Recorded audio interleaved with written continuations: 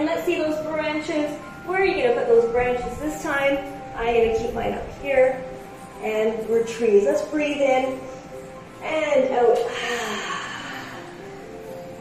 Beautiful trees. All right. And let's come out of our trees.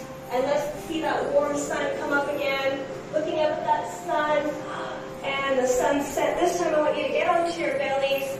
And we're going to come onto our bellies.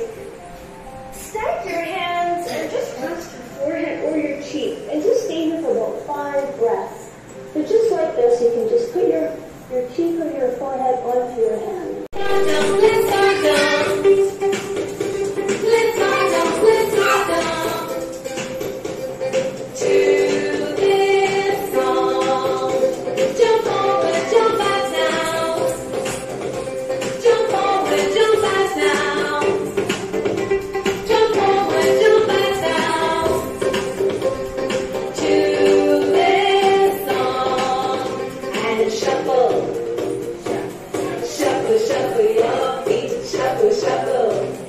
Shuffle, shuffle your feet. Shuffle, shuffle. Shuffle, shuffle your feet.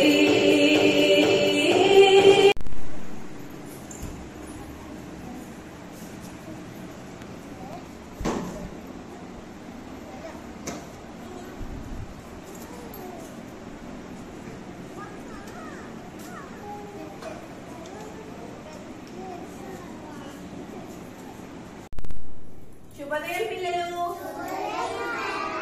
ఈరోజు మనం దశావతారాల గురించి చెప్పుకుందాం. దశావతారాలు అంటే ఎన్ని అవతారాలు? 10 అవతారాలు. 10 అవతారాలు. ఎవరి గురించి అంటే విష్ణుమూర్తి అన్నమాట. విష్ణుమూర్తి ఎవరు?